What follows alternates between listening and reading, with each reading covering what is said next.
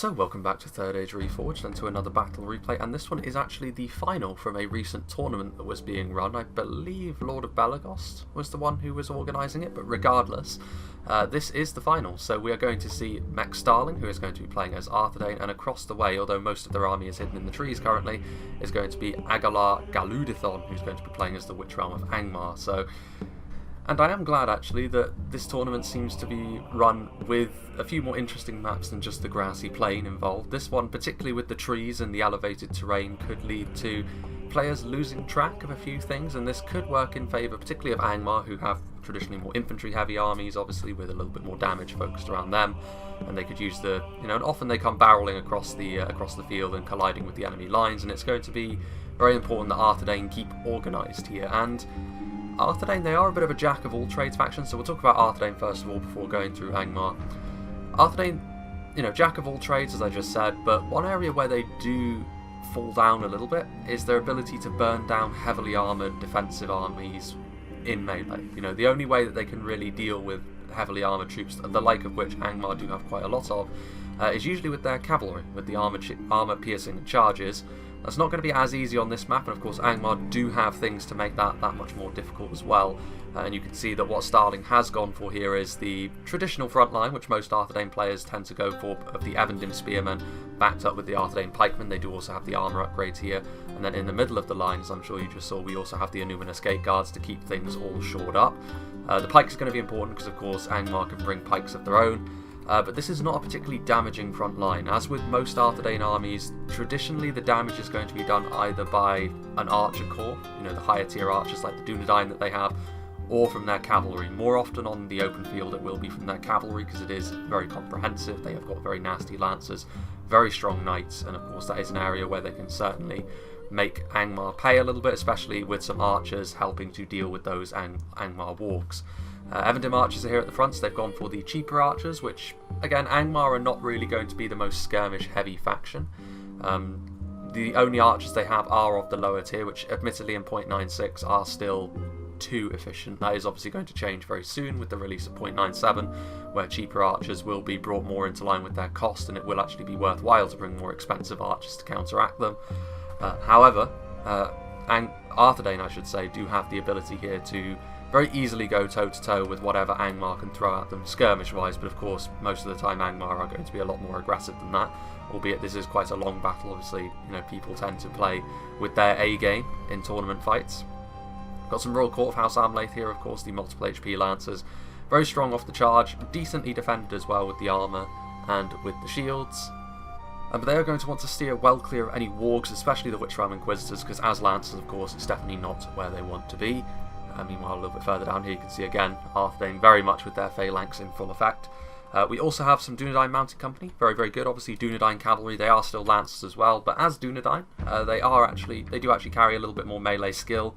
It's still not to the level where you want them in sustained combat against wargs, although it is worth saying that all Lancers off the charge will do substantial damage to wargs, but probably want to steer clear still of the Witch Realm Inquisitors because they will mulch them.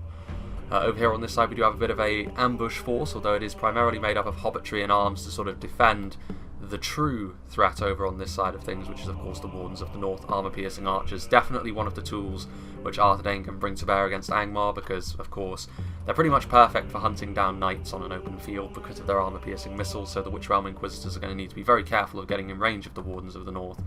Otherwise they will of course be able to deal some pretty substantial damage to them throughout the fight. Meanwhile, a little bit further back here we of course have the Dunedain Rangers. This again is something which ARTHEDAIN have. ARTHEDAIN have got far more versatility in their roster than ANGMAR have, although ANGMAR are very strong at the basically one or two methods of approach that they can use. Dunedain Rangers, of course, body piercing. If they can get into a position along the ANGMAR line, that could be exactly the sort of thing which decides this fight. We shall see. But of course they are very fragile, and if ANGMAR do start to overrun the ARTHEDAIN front line, they're going to be chased around all over the place by the ANGMAR infantry. Well, here's the General's Bodyguard unit, the Knights of Annuminas, Knights of Annuminas, of course. The tankiest knights in the game, actually, with a very strong shield value, very thick armour, of course, 2 HP like all knights. Very, very damaging. Again, the sort of unit which could decide the fight, but the Witch Realm Inquisitors will beat them in melee, because the Witch Realm Inquisitors, of course, melee knights, whereas the Knights of Numinous are lance knights, so they're a little bit more focused around chasing down and dealing with infantry. But wargs are not going to be a match for the Knights of Numinous either, especially if the knights can get their charge off. So definitely something that ANGMAR are going to have to be on the lookout for, but if they can kill them, ANGMAR will be in a pretty good place. Some hiding Vanderbrass archers here on the flank as well, so two very different flanks, although, well, in terms of the archer that's backing up the Hobbitry, of course, acting as the meat shields in front of them, the Vanderbrass archers, not quite the same sort of threat as the Wardens of the North, but still, it's yet more archers, which are going to be sort of going in a sort of V shape here, hoping that ANGMAR will just do what they normally do, charge across the field into the front of ARTHEDAIN, hold them in place with the phalanx, and then do the damage elsewhere. Of course, very, very classic ARTHEDAIN, it must be said. And then way back over here, we can see hiding are the Grey Company. So that, again, unsurprising to see them. I would say it's an even safer pick to bring these guys than it is to bring the Dunedain Rangers in this fight, because of course the mobility is going to be very, very key. It'll keep them away from wargs and also still body piercing.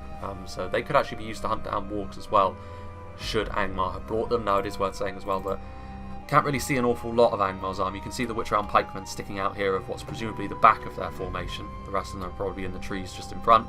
Unsurprising to see the Witch Realm pikes though. In terms of overall quality, I think they are actually a little bit stronger than the ARTHEDAIN pikemen, albeit you can bring substantially less of them than ARTHEDAIN can bring of their pikemen, but even so, it will still give them the ability to ward off the ARTHEDAIN cavalry from potentially charging into the rear of their armies, and it will also, of course, allow them to contest the front line at the very least. But ANGMAR, what's probably going to happen with ANGMAR is they're going to try and overrun the ARTHEDAIN phalanx quickly, because if ARTHEDAIN's centre does collapse, it could end up being pretty messy, as then ANGMAR can just take advantage of the chaos and spread out throughout the map and chase ARTHEDAIN to the four corners.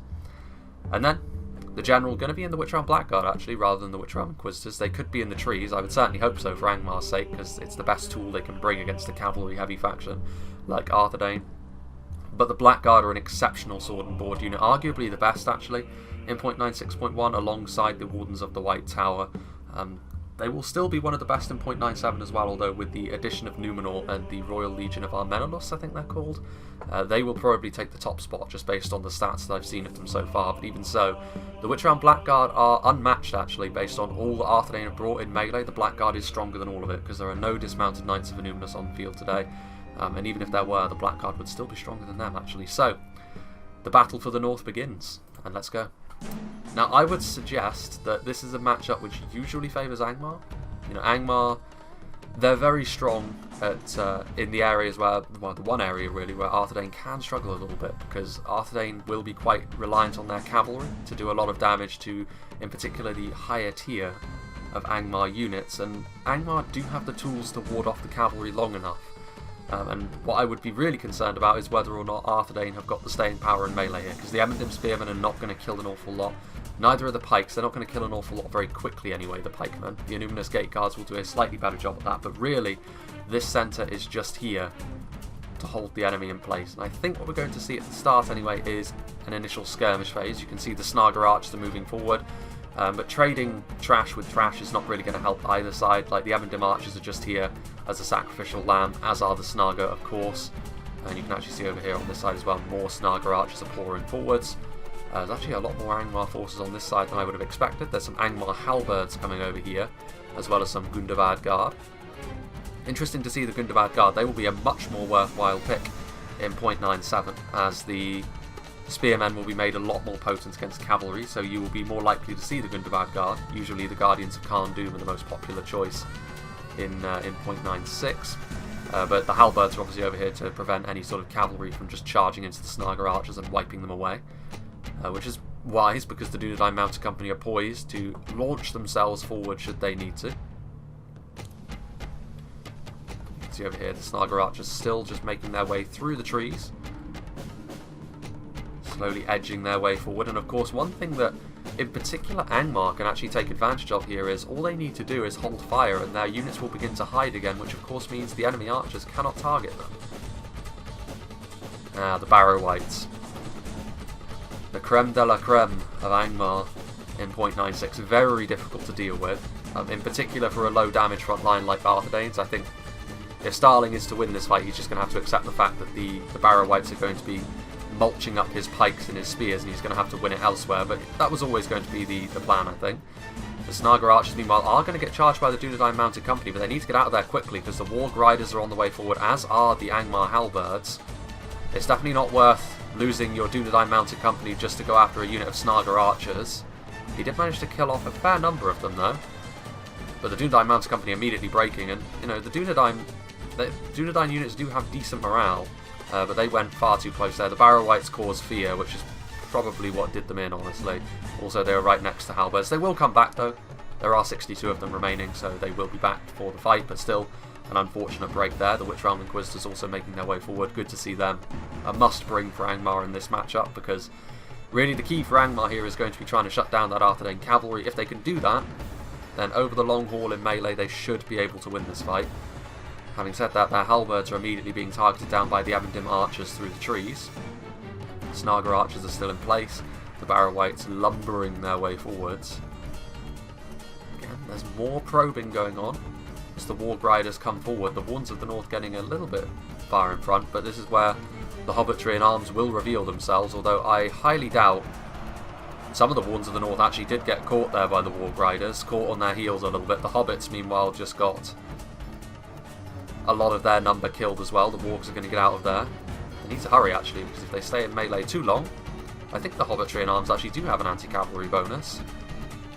You can see here the Angmar are starting to sweep forwards. They're not coming forwards with the same sort of gusto you will usually see from an Angmar army, it must be said. Angmar are actually coming from the higher ground a little bit more so. Guardians of Khan Doom, Gundabad Guard, Snaga Stalkers, and Starling is moving some of his forces over here to block some pikes and some spears from the front line. And I think he realises that there's quite a lot of Angmar investment up here, so it's less likely that they're just going to charge right through the middle here, so he can actually afford to send across some reinforcements.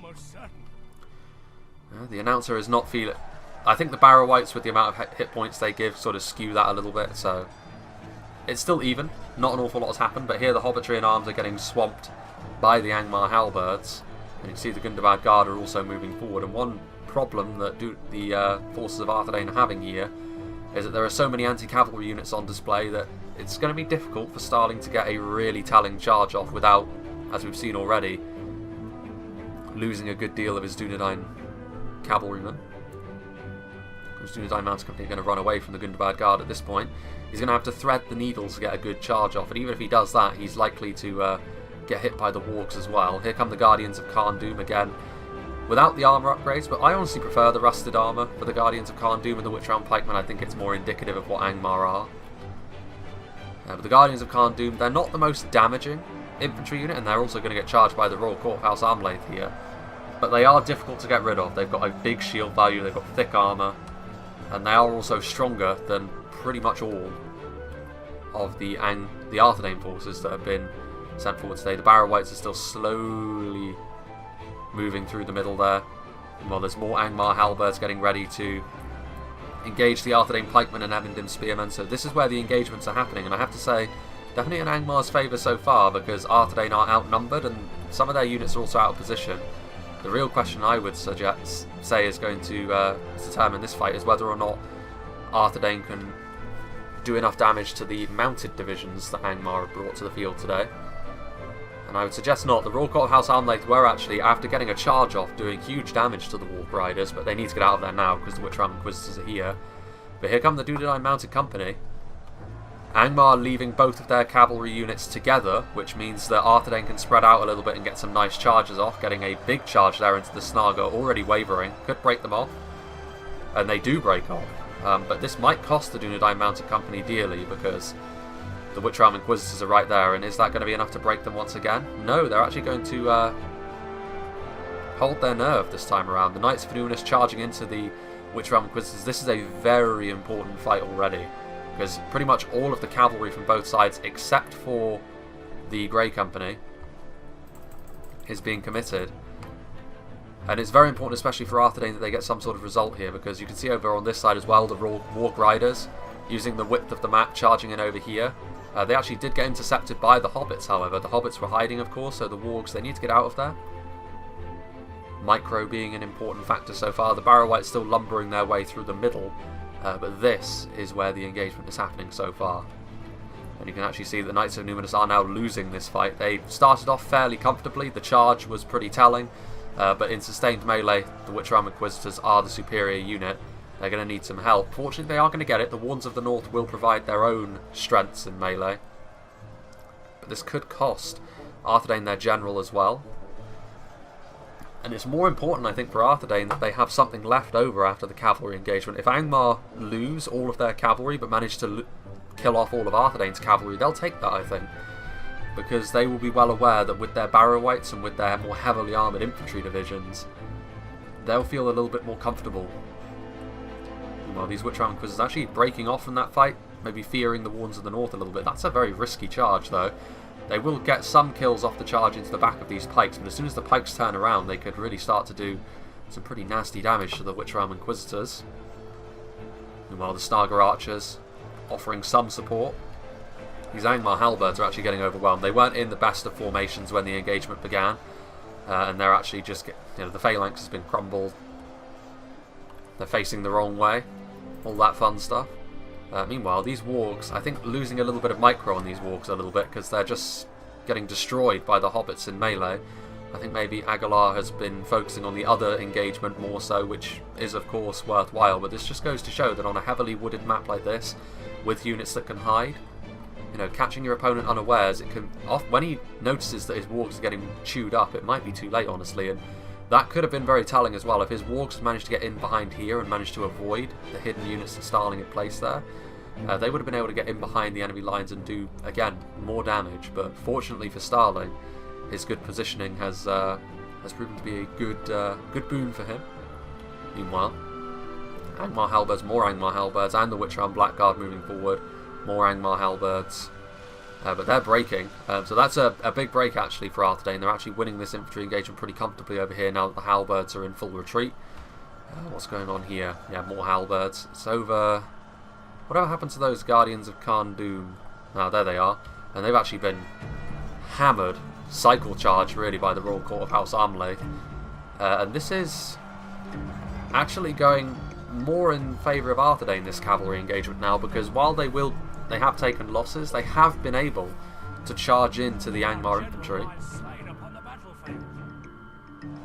That, however, is not great. They've lost their general. They are likely to lose their Knights of Illuminus in here as well if they're not careful. The Wards of the North are in melee. They will actually do just as much damage to the ANGMAR cavalry, however, which again is only going to go in favour of ARTHEDAIN. If they have any cavalry units left over at all after this engagement, they will be able to use them to pretty good effect. And let's not forget, of course, that they do still have those Grey Company hidden in reserve at the back, which, if ANGMAR have nothing to answer them with, it's going to be messy for them.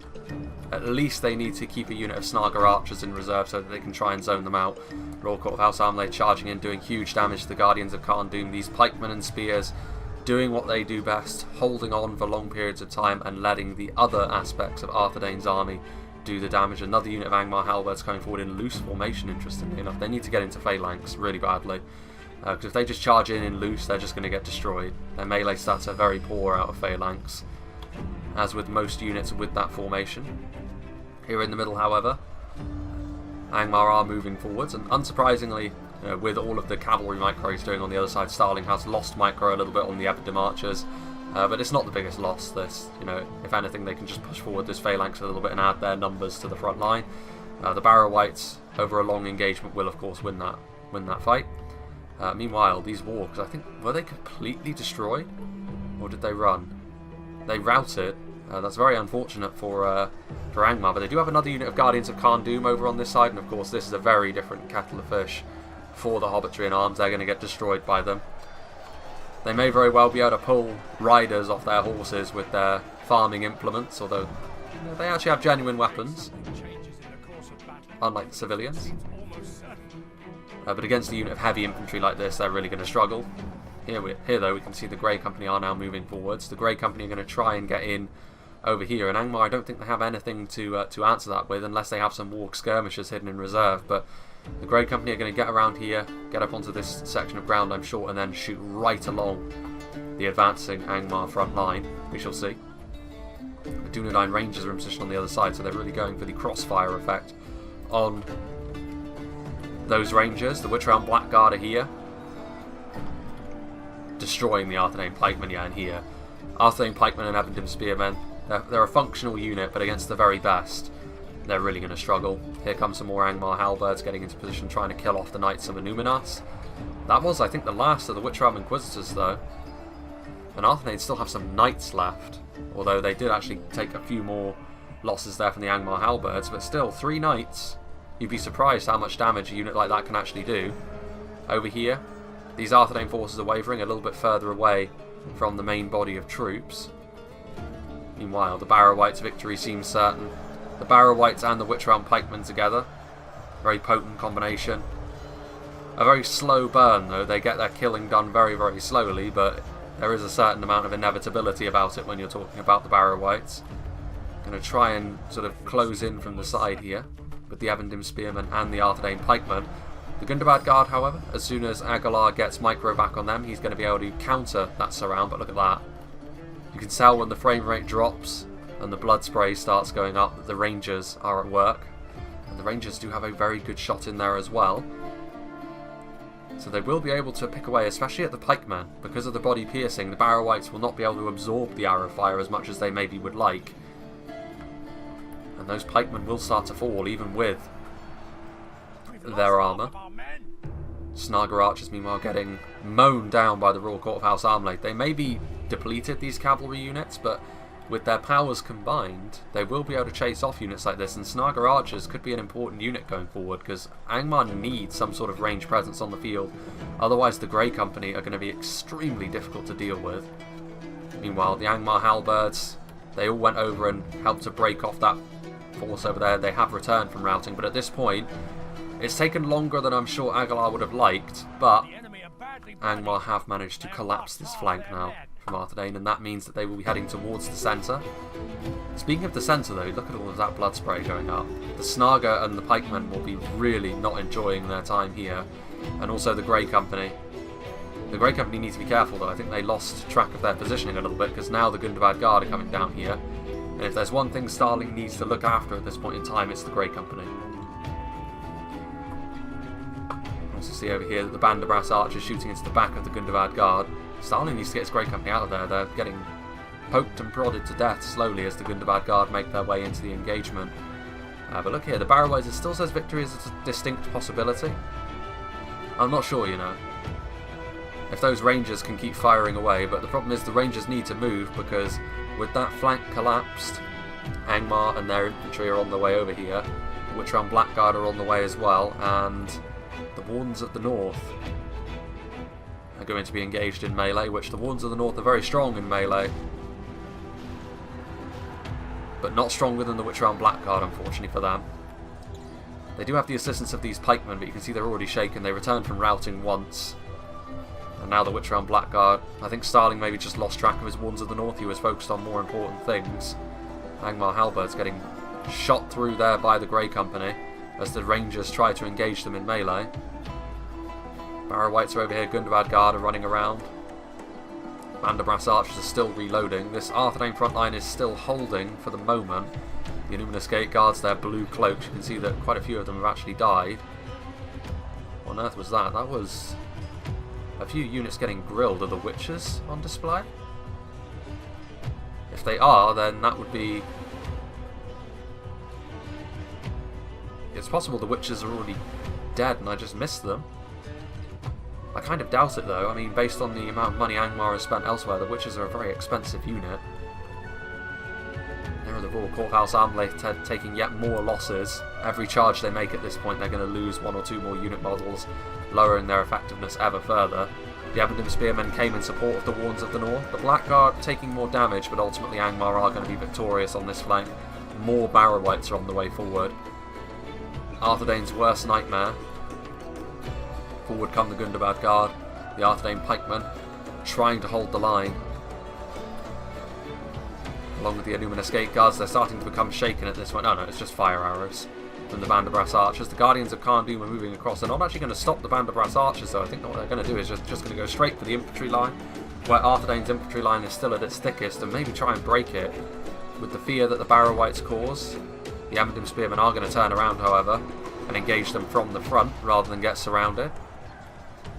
Wise move. More fire arrows being poured in, but I'm not sure whether you're going to break ANGMAR over here. I know the Barrow-wights won't break, but the only unit that would be ripe for breaking would be the halberds. The Grey Company giving some of this ANGMAR infantry the runaround. And again, the Grey Company could prove to be ARTHEDAIN's salvation here if they can use them to their fullest effect. The Blackguard now actually being overwhelmed. Without the support of those halberds, the numbers of the pikemen and the Wardens of the North might actually be enough to win this battle for ARTHEDAIN. The Wardens of the North will largely be gone at that point, but still, that's a big deal. Gundabad Guard there, moving across again, trying to go for the Grey Company, I would imagine, just trying to zone them out. The Guardians of Khan Doom on the way over to support, but it might already be too late. ANGMAR could end up losing their general there. The Rangers, meanwhile, they've been caught by the Barrow-wights. For them, the battle is surely over. Band of Brass Archers moving into position potentially to shoot the Guardians of Khan Doom directly in the back. Their huge shield value will not be coming into effect if that is the case. You can see over here, Frodo and Sam as part of the Band of Brass Archers. Yeah, the Guardians of Khan Doom already shaken. Those fire arrows doing their work this time. However, I think the Band of Brass Archers just pulled out their swords, and they're going to have to engage the Guardians of Khan Doom in melee, but they have at least preserved the life of this front line a little bit longer. The Grey Company, meanwhile, shooting right through that formation, going for the Gundabad Guard, I think. Any Barrow-wights they hit will just be a bit of a bonus. The Grey Company, such a potent unit when they're in this sort of situation. Barrow-wights are also here. Meanwhile, I think now, based on the support from the Gundabad Guard, ANGMAR are finally going to win this flank, once and for all, but ARTHEDAIN certainly made them bleed for it. Meanwhile, the very depleted ranks of the Knights of Numinous and the Royal Court of House Armlaith, I think, are just trying to kill off what Barrow-wights they can. And they will be able to sort of chew away at them for a little while, but it's not going to be substantial casualties, certainly not as fast as ARTHEDAIN may need them to be. Grey Company. Those Guardians of Khan Doom are wavering, actually. Sam and Frodo facing off against heavily armoured Orc infantry and actually causing them to break. Evenden Spearmen, however, are also routing, losing their stomach for the fight against the mighty Barrow-wights. And I think the Grey Company actually are out of ammunition here, which, not great news for ARTHEDAIN. They could have done with a few more volleys, but they are now going to be used as shock cavalry, very makeshift shock cavalry, but still, can they do the damage to the Barrow-wights they need? I just don't think ARTHEDAIN have got the damaging units they need. There's still a long way in this fight to go, though, which is honestly what surprises me. I mean, we're not even halfway through yet, and yet most of the battle, you would suggest, has already happened. The Numinous Gate Guards are wavering. Here come the Band of Brass Archers and the Grey Company. Two skirmishers that are out of ammunition. I mean, one thing that you will say for the Barrow-wights is they don't have a lot of mass at all, so this cavalry will be able to push them around a little bit, but you're not going to be able to avoid getting into melee with them forever. Only 92 of them remaining. They have been on the front line for quite a while, though, so this could be a pretty damaged unit, and indeed they are falling pretty quickly. Units back here, they're routing, they're probably not going to come back either. The Dunedain Rangers come back from routing, because I don't believe they used up all their ammunition. That would be a real boon for ARTHEDAIN, but I don't think they're going to. ARTHEDAIN pikemen running for the hills. This is very weird. Like it feels like ARTHEDAIN are on their last legs, and that this is the end of the battle, but the frames suggest otherwise. Gundabad Guard are still here, the Band of Brass Archers fighting hard on the front line with their chainmail, doing what they can, going up against the Gundabad Guard. Here come the Grey Company, who are really the linchpin for whether ARTHEDAIN can stay in this fight or not. They're recharging the Barrow-wights, and every time they do, they are killing off more men. Gundabad Guard defeat seems certain. What on earth is that? And then over here, once again the Grey Company charging into these Barrow-wights. More Knights of Numinous coming in again. Horse Archers have a very low charge bonus, but the massive cavalry is still going to be enough to kill a few of these Barrow-wights off. I still hear archers. And indeed, there are Wardens of the North here. Armour-piercing missiles. they're not going to have the DPS that they would want, but you know, they're still going to get a few kills here and there. Meanwhile, these Band of Brass archers having to go up against Witchround Blackguard now on the front line as well, although they don't have a lot of men left in their unit at all either. 5 only. Forward come the Grey Company as well.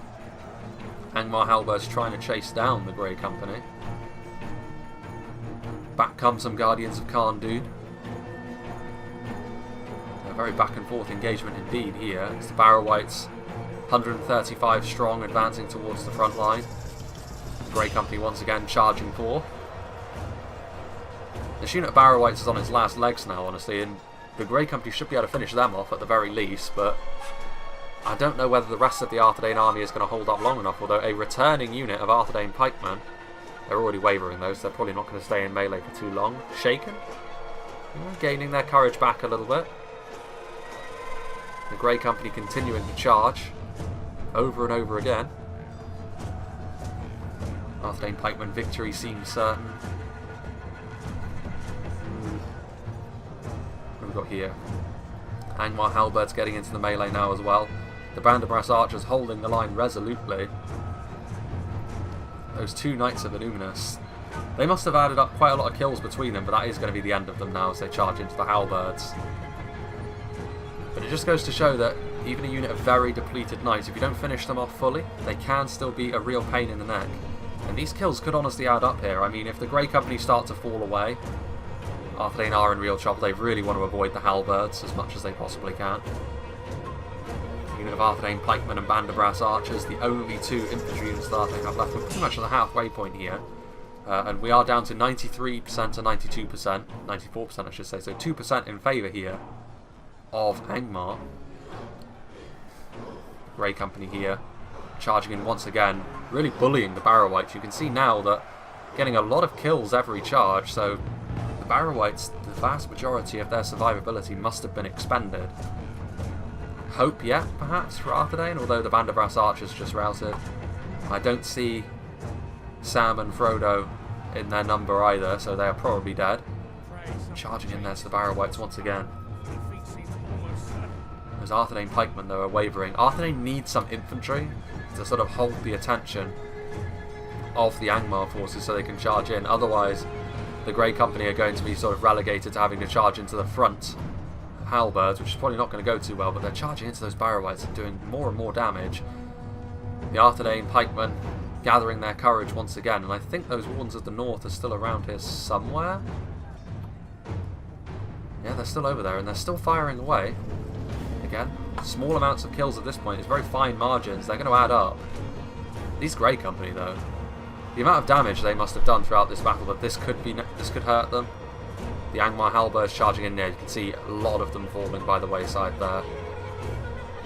ANGMAR, if they are to lose this fight, their undoing will be simply not protecting their units well enough from the cavalry. And perhaps losing those wargs to those hobbits on that flank. Another unit of wargs would have been a real difference maker here. Meanwhile, the ARTHEDAIN pikemen doing their best to hold the line, poking and prodding the ANGMAR forces. Again, ARTHEDAIN need this unit of pikes to stay in the fight here. They're shaken. Those halberds are a little bit exposed, and they're in loose as well, which... Here come the Grey Company, though, charging in again. It's going to hurt them, though. The halberds are right here. They're going to be able to get their polearms down. And that wasn't the best of charges either. Didn't really do a huge amount of damage. There's still a couple of... Well, one Blackguard, the ANGMAR General's still here, but the Wardens of the North are still plugging away as well. How is there still so long in this fight would be my question. Another halberd down. Are there any hidden units, perhaps? Do ANGMAR have an ace up their sleeve? Because honestly, the longer this fight goes on, I think ARTHEDAIN have got this at this point. The more they recharge with the Grey Company, they're going to take losses with them, of course, but they're going to kill more on each charge. The Wardens of the North are over there as well, and even 3 Wardens of the North are a difficult thing to kill off. And the ARTHEDAIN pikemen are over here as well. Here come the Grey Company once again. Again, another charge into the Barrow Whites. The Grey Company, though, are looking really on their last legs now. How many more charges they're going to be able to make is going to be very limited. Halberds trying to block the charges, as they should have been doing really from the start. I think ANGMAR have been quite slow in trying to do that. Not the best of charges there. See there, the Wardens of the North getting a little bit closer. Yeah, I mean, ANGMAR are trapped here. They can't really disengage from the pikemen to go after the Wardens of the North. They need to stay in place, otherwise the Grey Company are going to continue to recharge them as they have been doing. So it's looking like ARTHEDAIN will be the victor here. It's worth saying as well that these factions were blind picked, so ANGMAR would have had the advantage here. But ARTHEDAIN could have been able to fight back here and possibly secure victory. The Barrow-wights are just holding on for dear life on the front line as the Grey Company continue to try and charge in. The ANGMAR halberds, they're steady and exhausted. The ANGMAR general is still just here. He needs to move though, because he's the one that is the target of the Wardens of the North's affections. Meanwhile, the Grey Company getting a pretty good charge there as well. A few more of them fall. Only 5 remaining. Still very, very close this. But these pikes are not falling quickly enough, which I think ARTHEDAIN have got it. I think they've managed to turn this fight around. It was looking very dicey for them when ANGMAR started to collapse in on that flank. But I think their cavalry has been the difference here. I think ANGMAR, if they had used their Witch Realm Inquisitors, if they had supported their wargs, if they had paid attention a little bit more, it would have been exceedingly difficult for ARTHEDAIN to have this result. But losing the wargs and the Witch Realm Inquisitors maybe a little bit more cheaply than would have been ideal, I think may prove to be the ultimate difference here. The Wardens of the North charging in, out of ammunition presumably, one of them already dying though. That's not ideal. They need to do a little bit better than they're doing at the moment, and there's only a couple of Grey Company left as well. It might come down to just the ARTHEDAIN pikemen. There's only one Warden. Oh no, there is still 2 Wardens of the North left. One of them's over here.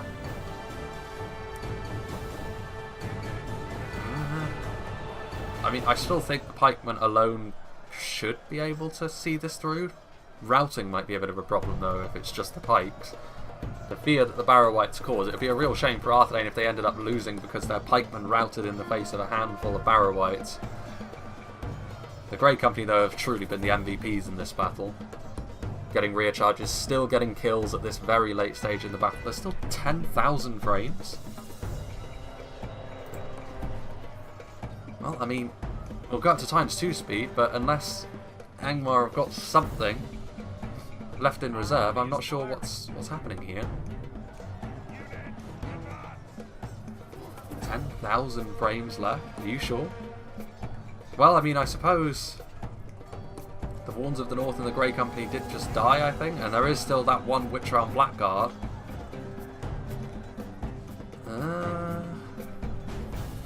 They're going to try and kill off the ANGMAR general. The pikemen are here doing their best. They're wavering. They could break here with the loss of the Grey Company and the Wardens of the North. Their anchor is gone. Can the ARTHEDAIN pikemen, the workhorse of the kingdom, be the thing which sees them over the line here? Very rare you see an ARTHEDAIN army without a fair few ARTHEDAIN pikemen. That one Witch Realm Blackguard is going to try and get away. He needs to charge in though, because his Barrow-wights are not going to be sufficient to win this battle all on their lonesome. If need be, he needs to lay down his life so his Barrow-wights can get kills on the pikemen from the back. Is he trying to cycle charge? What is he doing? He's running for the hills? I don't know what the purpose behind this is per se, because the further away he gets from his Barrow-wights, the more and more of them are going to die when he gets back. He just needs to accept the fact that every time he gets into melee, the pikemen are going to try and mob him. There is no escape at this point, I don't think. 99 to 100. He needs to charge in so that he can try and rout the ARTHEDAIN pikemen. Because I think that's the only way that ANGMAR can win this at this point. Well, I don't know. The ARTHEDAIN pikemen are taking losses. More of the Barrow-wights dying off. No, they're just getting knocked over. Pikemen, of course, notoriously don't do a lot of damage unless they're a really high tier 1. There goes the ANGMAR General. I think that's the difference maker. 3 Barrow Wights are not going to be enough to defeat 30 pikemen. Not conventionally anyway. They could break them. That would be a heartbreaking end to ARTHEDAIN's efforts, because I do think ARTHEDAIN deserve to win this fight, based on how they've played, but if they end up losing because of the Barrow Wights causing fear in the pikemen's ranks, these men would surely not be welcomed back to the gates of Illuminus with open arms if they made all their comrades sacrifice in vain by running from 3 Barrow Wights after facing down hundreds throughout the battle. This is their breaking point? Question mark? I don't think so, though. I don't think the Barrow Wights have got enough to actually kill them off. I mean, the pikemen are managing to keep them at arm's length here. And after a long period of time, you would imagine... Look at this, the Barrow Wights being skewered. It makes more sense that the Barrow Wights are able to survive this sort of punishment than most other units. Several of those pikes skewering. There's one more pikeman falls. I just think there's... they are getting into melee range now. The pikemen really just not able to kill them off. There's still a fair few frames left. What a weird fight. This has been one of the closest 1v1s I've seen, certainly. Oh, there goes another one of the Barrow Wights. There's only 2 left. ARTHEDAIN should have this. And that would be a tournament win as well. I'm almost out of things to say here, really. What are the Barrow Wights trying to do here? They're actually in a much more favourable engagement now for the pikemen. As the pikes come forward. What are the Barrow Wights trying to do here? I mean, the Barrow Wights are the worst unit in the game for kiting. They're slow as hell. So they're not going to be able to outrun even pikemen. I think even if the pikes were in phalanx, they'd probably be able to catch them. Oh dear. The Barrow Wights, they have to sort of resign themselves to their fate here, I think, and just charge in. The Battle of the Titans. Neither one of these 2 units can do an awful lot of damage, but still the ARTHEDAIN pikemen are wavering. That's really ANGMAR's only hope, is if it causes a rout in the ARTHEDAIN pikemen, because as the last unit, a rout would also end the game. They keep getting knocked over though, and with only 2 of them, I just don't think they're going to be able to do it. I don't think they're going to need to get a couple more kills, and I just don't think they're going to be able to close the gap to actually get into melee range with the pikemen easily enough. You can see here they're just being held at arm's length. Truly, pikes at their finest. ARTHEDAIN, of course, very much a faction which is fairly dependent on their pikes a lot of the time to just sort of hold the enemy in place while the rest of the ARTHEDAIN army does the business. And you have to say, you know, that the additional kills that the Knights of Illuminus and Royal Court of House Armlaith must have gotten, having survived the cavalry engagement with ANGMAR, based on how close this battle has turned out to be, that was key. Those wargs dying for nothing, basically, against those hobbitry in arms. Again, that's definitely the sort of thing which would have had an effect on this fight. All these things going in ARTHEDAIN's favour. And they should win this. I mean, it's a very weird end to this fight, admittedly. But slowly but surely, the merits of pikemen should win true here, because the Barrow Wights are just not able to get into melee range. If they did, then they would be able to kill the pikemen very, very easily, but of course, that's not what pikemen are all about. Phalanx formation, too strong. And I was worried when I saw the frames that I thought, oh, it's going to be a skirmish-heavy fight between ARTHEDAIN and ANGMAR that ARTHEDAIN ultimately end up having the better of. Not true. All of the action happened really in the first half of the fight, very fast and frenetic, as any fight with ANGMAR should be. Although I guess fast and frenetic is not really the word you would use to describe Barrow Wights, but still. Finally coming to the end of the fight now. And if there's any justice in the world, ARTHEDAIN will end up being the winners. Unless one of these Barrow Wights gets a lucky hit off and that causes a chain rout. These 28 pikes stand victorious. Barrow Wights, their lack of mass really coming becoming apparent here as they continue to get knocked over by the pikemen. Another one of them falls, and that should be it now. The rest of the pikemen are all going to be able to get in, surround them, poke and prod them to death. Still 2,000 frames left, but very, very close. Very, very hard fought as well. Just a few mistakes, because ANGMAR didn't do an awful lot wrong. They pressured the flank with a lot more men. For the most part, they engaged the phalanx from the front with their barrow-wights, as you should. And most of their other infantry went around the flank to try and collapse it, and they were able to do so, but it cost them far too much. They needed to be far more efficient. They needed to be better at defending their rear lines. And now just this one poor undead getting skewered by multiple pikes. Oh dear. Oh, he did actually get a melee attack off there. He managed to get another kill. 2 kills. You can see that pretty much every swing he makes is a kill on these pikemen at this point. Managing to kill off another 2 pikemen. If he had been able to do that earlier on when he still had a couple of his mates with him, maybe a rout could have been on the cards.